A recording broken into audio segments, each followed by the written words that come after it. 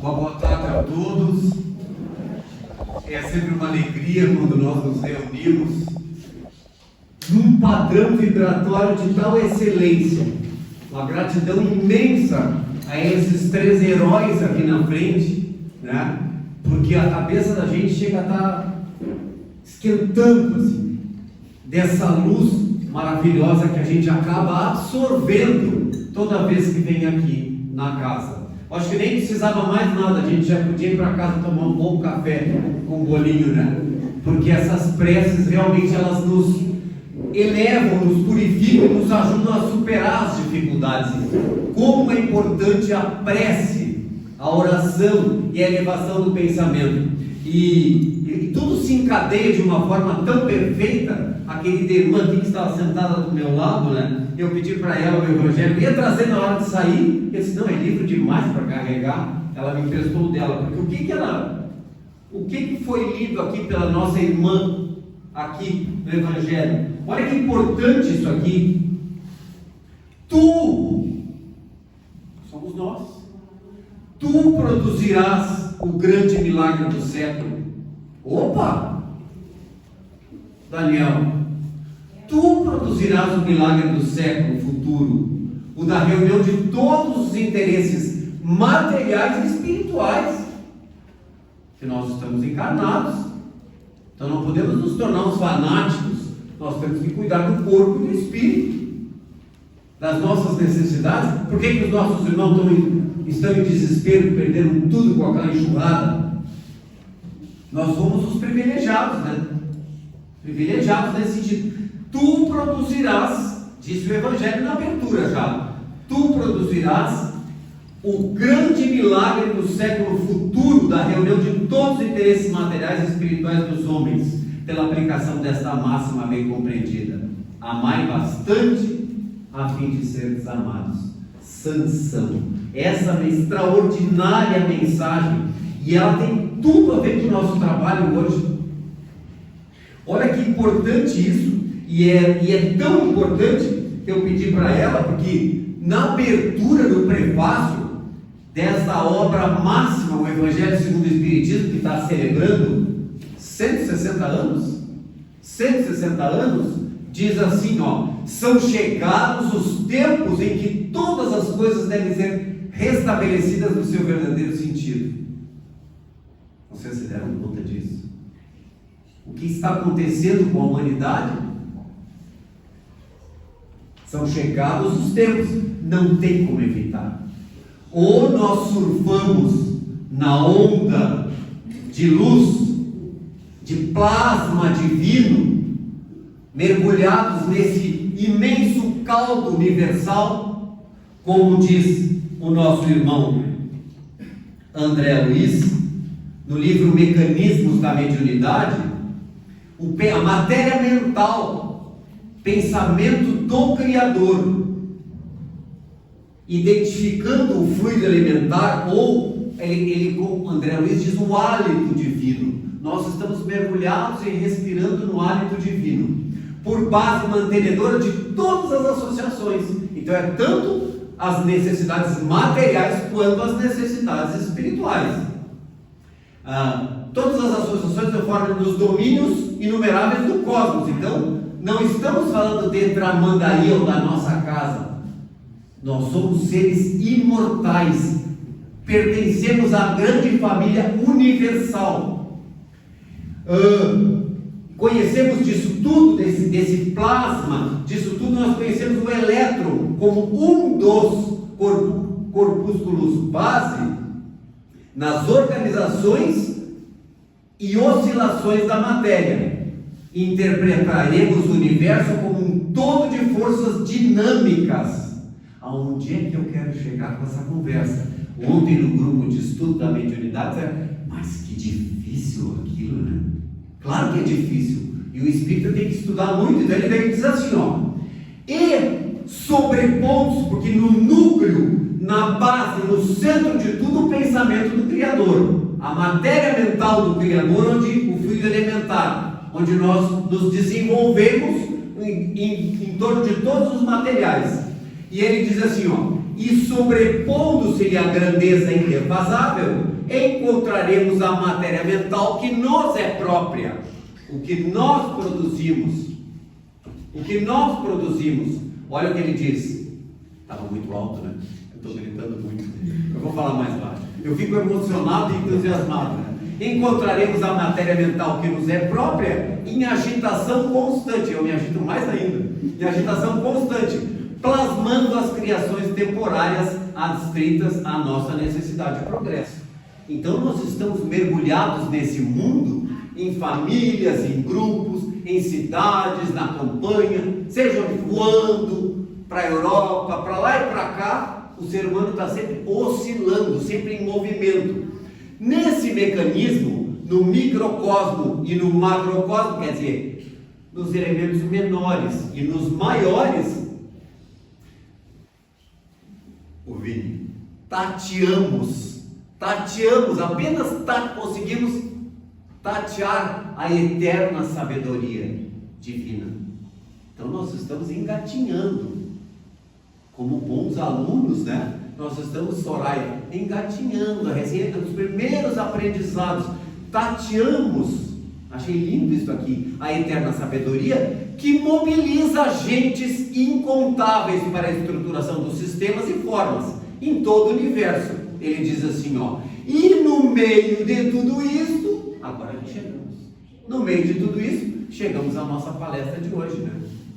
O sal da terra e a luz do mundo.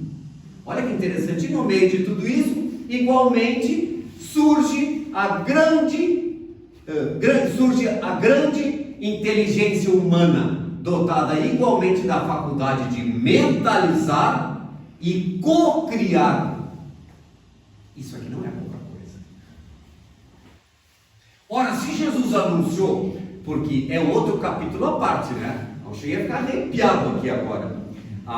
Quem tem o livro Primícias do Reino, então encomendem, adquiram, comprem na livraria, façam para conseguir 100 livros desse por um preço. É um livro extraordinário. Ele conta os primeiros dias do cristianismo. Os primeiros dias do cristianismo são fundamentais. E ela anuncia assim, a Amélia Rodrigues, a professora Amélia Rodrigues, foi uma irmã católica praticante, devotadíssima, né?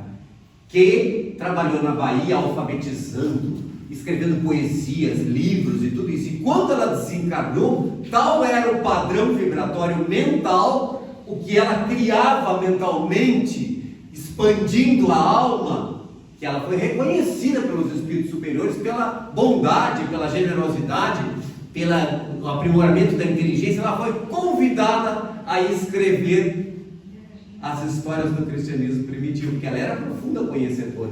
E aí, acessando aos conteúdos na espiritualidade, ela deixou o livro Trigo de Deus, que eu já fiz uma palestra aqui, deixou esse Primícias do Reino, é uma coleção, é imperdível. E ela escreve de uma maneira assim extraordinária.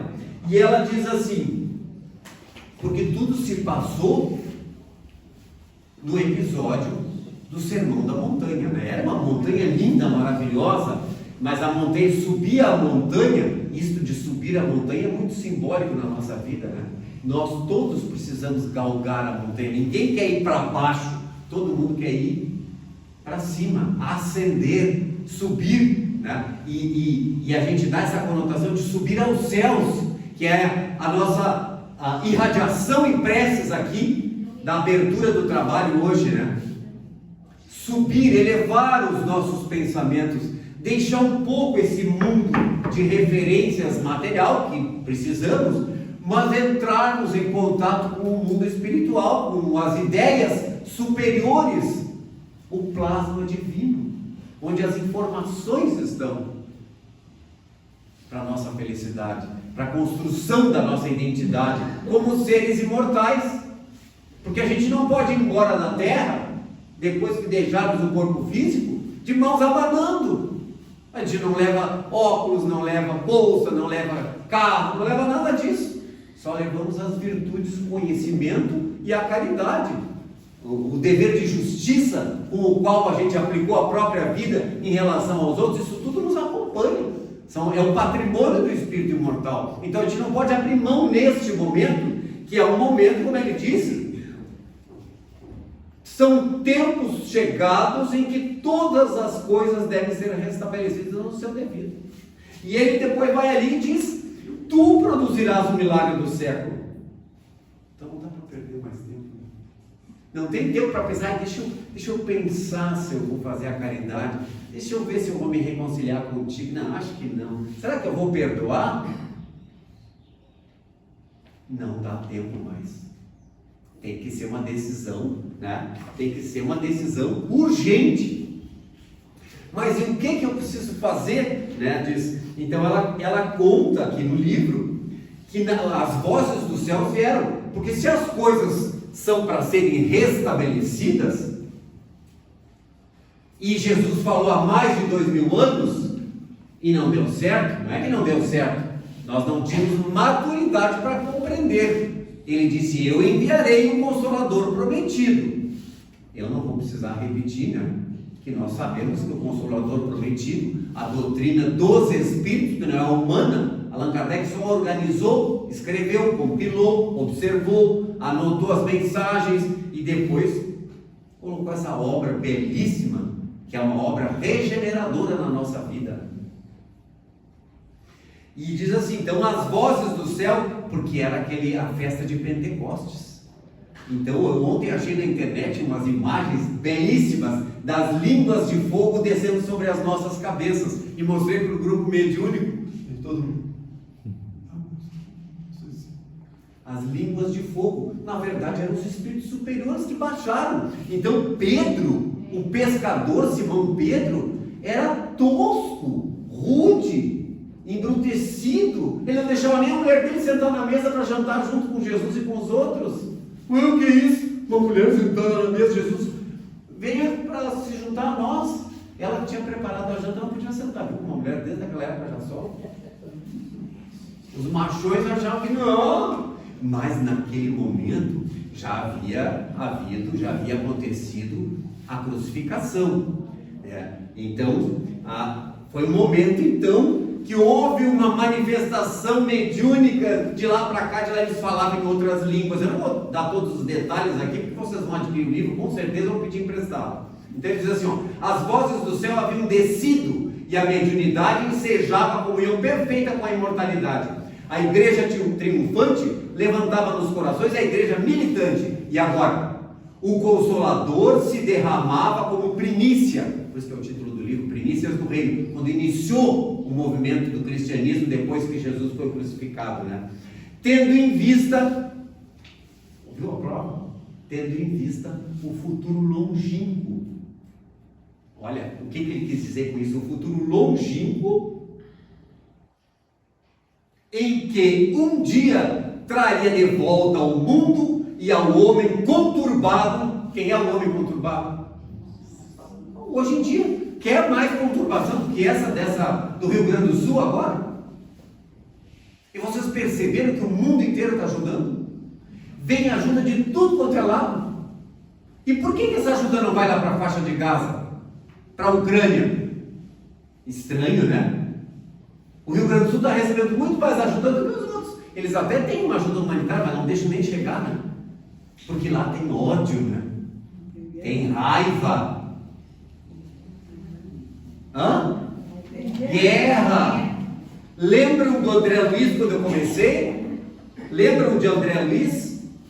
Surge a inteligência humana dotada da faculdade de mentalizar e co-criar, empalmando para isso os recursos intrínsecos à vida ambiente. Então, o pensamento do Criador está no fulcro, no núcleo, na base, e na volta ainda em superfície. Lembra, Vinícius? Tateando a sabedoria divina.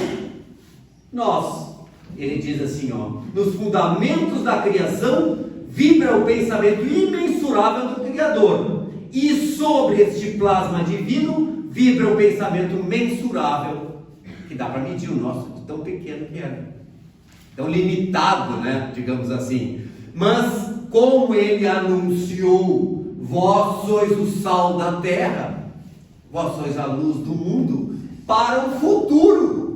Por isso que ela disse, o futuro, todas as coisas serão restabelecidas no seu devido lugar. Então, a recém que nós começamos a entender o potencial que nós temos de superar. Por isso ele diz, vós sois deuses. Vocês podeis fazer muito mais do que eu faço. E a gente não usa nem a metade do nosso potencial. Por quê? Porque a gente ainda fica discutindo que essa toalha já está muito velha, porque coisinhas, a gente fica se preocupando, se desgastando com coisinhas, querelas, discussõezinhas bobas, banais. Olha a televisão, a gente liga, a quantidade de banalidades, de vez em quando surge alguma coisa importante, positiva, e a gente gosta, né? Mas a maioria é perda de tempo, discussões estéreis, que não rendem para a nossa felicidade.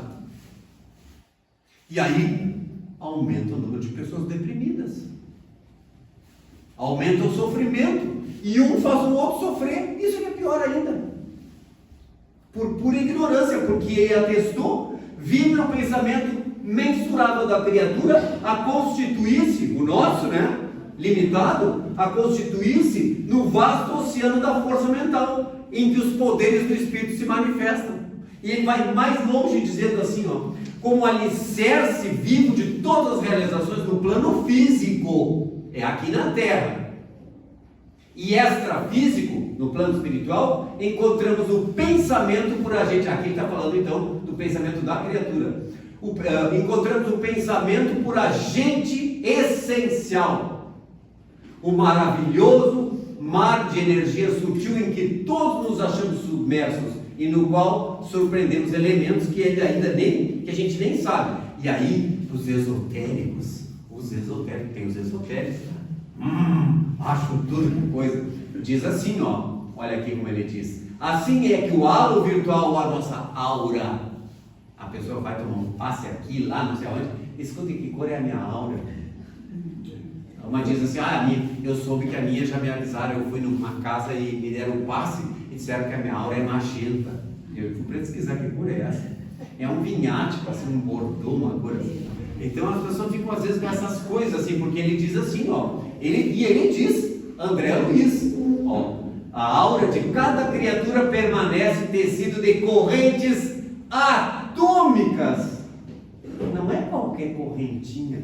Por isso que a irradiação aqui na frente e o público todo acompanhando é matéria mental que nós criamos e enviamos para toda a praia de Tramandaí. E quem sabe, num determinado momento, nós vamos orar, além dos mentores, Dr. Bezerra, espíritos benfeitores, pediremos ao próprio Cristo e a Deus nosso Pai que cuide do Rio Grande do Sul e se estenda para os lados da guerra também, porque tem inocentes lá no meio, mas são inocentes, mas desencarnarão e depois reencarnarão em países como o nosso.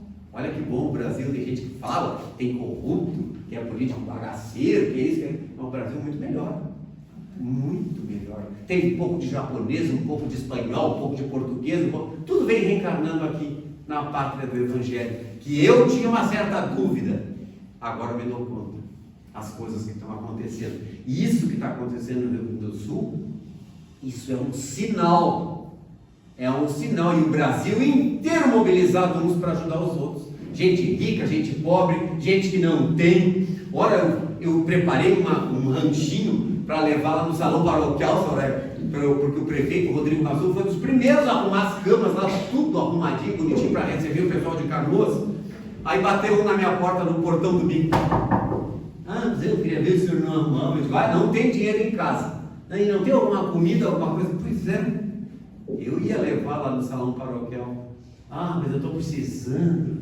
Aí peguei o ranchinho e dei para ele. Ele disse que se sentou na praça da frente da igreja, perto do salão paroquial, sentou ali, abriu uma caixa de leite, tomou e abriu o pacote de bolacha e comeu. E pensou assim, mas quem sabe eu chego em casa e a minha mãe deve ter alguma coisa, eu vou lá levar no salão paroquial. Foi bem vampiro entregar o ranchinho, porque ele também quis colaborar. Eu fiquei impressionado com aquilo, porque ele não tem nada, anda nas casas pedindo, mas ele também quis colaborar com quem perdeu tudo e estava lá desamparado. Vou lá dar uma palavra. Então as coisas são assim, Deus vai pintando no nosso caminho, né? Uma aquarela linda, linda, linda, né? Para que a gente consiga se desenvolver. E ele diz assim, formando correntes atômicas sutis dos pensamentos que não são próprios e habituais. Por isso que a gente tem que ter muito cuidado. Agora eu vou entrar no lado pesado. Ninguém vai ficar bravo comigo. Porque assim, os pensamentos que não são próprios e habituais. Então eu começo a pensar só em inveja, ódio, ciúme, raiva e revoltado contra Deus e não sei o que, e materialismo e desequilíbrio. O que vai acontecer se eu começar assim e todos vocês e o planeta, os brasileiros, seja quem for, vai acontecer esse desequilíbrio na natureza e essas chuvaradas que não param e essa devastação. Comparou o nosso palestrante da terça-feira que os gaúchos lembra quando Saulo de Tarso caiu do cavalo na estrada de Damasco, que ele viu uma luz tão forte e Jesus perguntou: Saulo, Saulo, por que me persegues? E a luz de Jesus brilhava tanto que ele cegou e caiu do cavalo. Os gaúchos agora caíram, ele comparou, os gaúchos caíram do cavalo, né? E gaúcho é muito garboso, né? Gaúcho é muito garboso, o governador do estado, muito imponente, outro dia, apagadinho, acabou o Rio Grande do Sul, estava triste, né? Tudo destruído, estradas, produção agrícola, o orgulho gaúcho. Os gaúchos, quem não está morto, quem peleira, todo mundo, com música e tudo, vamos superar isso aí. Vamos reconstruir o Rio Grande do Sul, e vem ajuda de todo lado. Mas a gente caiu do cavalo, né? Será que não é para escrever uma história nova? Uma história basada na solidariedade, na fraternidade, na humildade, na decência, na honestidade? O tempo dirá. O tempo dirá. Porque no Evangelho ele diz, no Sermão da Montanha, então, para encerrar, onde é que está o relógio para mim? Tu me avisa, está lá. É meia hora, né? Tá, então tem 10 minutos, vai dar bem para... Vós sois a luz do mundo. Vós sois o sal da terra. As donas de casa e os homens, o churrasquinho domingo, para que serve o sal? Sal! Qual é a finalidade de... Jesus era incrível, né? Eu tinha pedido para o Daniel, e o Daniel me passou para o Rodrigo, meu telefone anteontem caiu, eu estou 2 dias incomunicável sem celular. Como a gente fica, né? Sem mensagem, sem o Waze para botar qual é a distância até Tramandaí. Como é que eu vou fazer? Não, deixa que eu vou dar um jeito. O telefone espatifou, hoje eu levei lá para ver se tem um conserto. Caiu de cara assim no chão, escorregou na mesa de passar roupa e plaft. O vídeo onde Jesus conversa. Alguém está assistindo o seriado The Chosen? Os Escolhidos? Eu vi todos, já vi. Maravilhoso. Eu choro o tempo todo. Me emociona porque a gente tem a sensação, vocês não deixem, peçam para o neto, para o filho, para o vizinho, ajudar vocês a acharem, se for possível, na Netflix, né? É minha mulher que procura essas coisas todas. No YouTube. Então Jesus conversando com Mateus tinha um tique nervoso, né? O evangelista, ele era muito preparado, sabia contas. O Império Romano adorava ele, porque ele fazia as contas tudo direitinho e muito organizado, mas ele tinha uns tiquezinhos nervosos, assim, umas coisinhas assim. E ele, quando Jesus olhou para ele, Mateus, e ele achou que não era com ele, né? Me acompanha. Aí o centurião romano, tu vai embora? Como tu vai fazer isso? Seguir esse louco? E Mateus, ele é bom. Pegou, entregou a chave, entregou tudo para ele. Largou um emprego maravilhoso para seguir o Cristo, né? Porque é o sal da terra e a luz do mundo, né? E aí então Jesus explicando as passagens do Sermão da Montanha, por isso que eu queria projetar aqui. E aí Jesus disse: vós sois o sal da terra. Eu quero que os meus seguidores, não é eles, somos nós. Eu quero que meus seguidores curem o mundo com a presença deles, curem as feridas do mundo. Se nós somos deuses e podemos plasmar, como diz André Luiz nesse livro, criar mentalmente uma energia positiva. E foi falado aqui, cadê o irmão que fez a minha apresentação? Está lá no fundo? Seu José. Ele falou que nós podemos irradiar toda esta luz em direção a quem sofre, a quem necessita. Pois nós somos deuses, ele diz, brilha a vossa luz. Como é que nós vamos dar tristinho, acabadinho, sofrido, nos achando o último das criaturas, quando na realidade o Cristo habita em nós? Precisamos elevar o nosso pensamento e firmar um propósito de vida, porque a regeneração, ela depende de cada um. Isso é um trabalho pessoal e não é rápido, né? Demoram muitas encarnações, mas esse é o melhor momento, porque ele diz, é o momento em que todas as coisas serão restabelecidas e a verdade se estabelecerá para confundir os orgulhosos. Não, mas não sei o quê. Deixa os orgulhosos, os egoístas, deixa que pensem, porque cada um tem o seu livre-arbítrio, né? Mas nós, espíritas, recebemos esse manancial de bênção e estamos mergulhados no pensamento do Criador. Somos o sal da terra e a luz do mundo. E para que vai servir o sal? Para temperar e dar sabor à vida. Os alimentos ficam melhores, mais gostosos. Para que o sal exerça suas propriedades, seja misturado às substâncias alimentícias. Olha o churrasquinho, churrasco sem sal. A pessoa que tem pressão alta, a comida fica tão sem graça. Claro que o sal realça, né? Então ele, seja misturado nas substâncias alimentícias, penetrando-as. Sem isso, nenhum efeito pode produzir. Então assim também é o nosso caso, através da convivência familiar, da convivência na sociedade espírita, no meio social, nos negócios.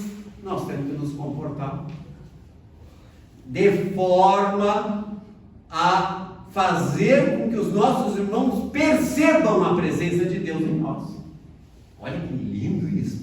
Isso é uma honra para nós.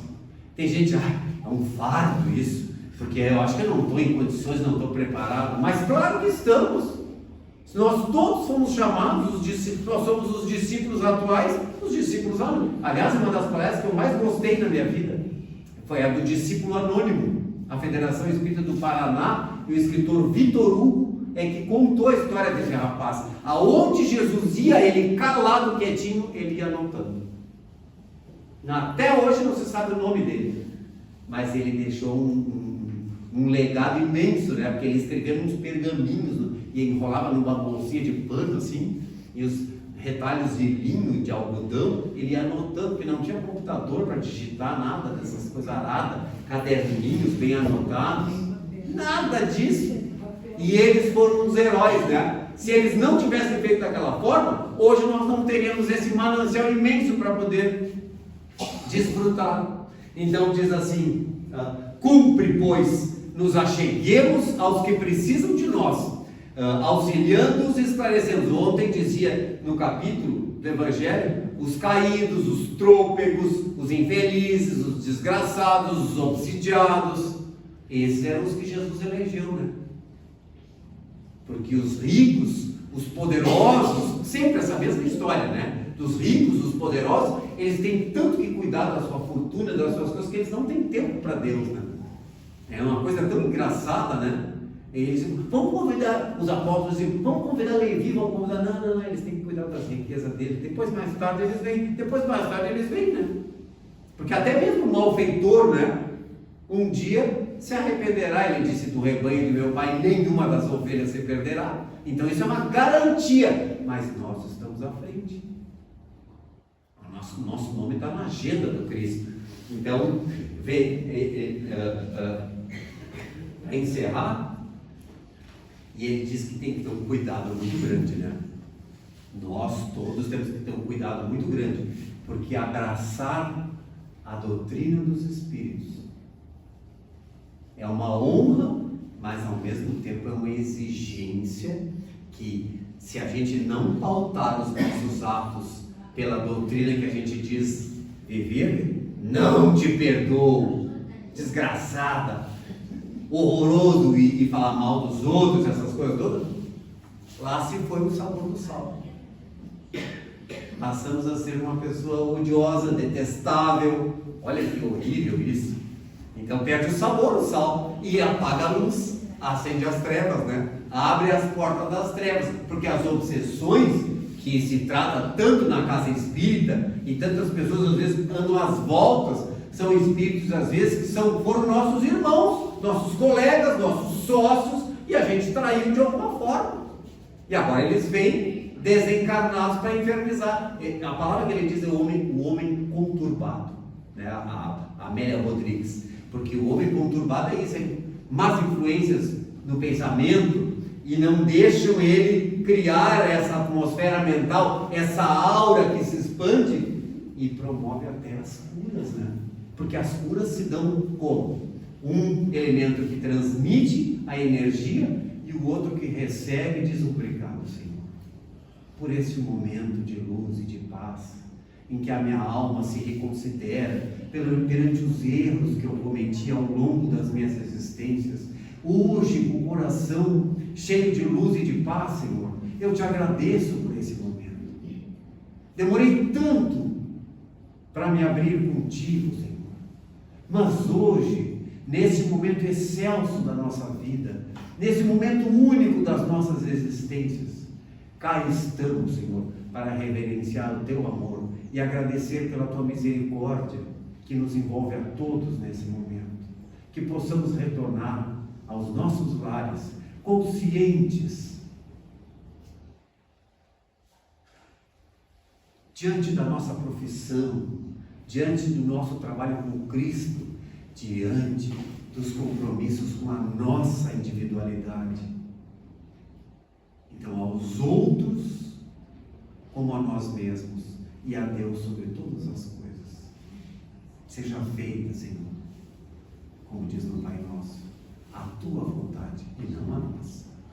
Nós mesmos pedimos, Pai, quantas vezes: venha a nós o teu reino, venha a nós, desça a nós o teu reino de paz, de amor, de alegria, de explicações, de esclarecimento e consolo, e seja feita a vossa vontade sobre todos nós, encarnados e desencarnados que aqui nos encontramos.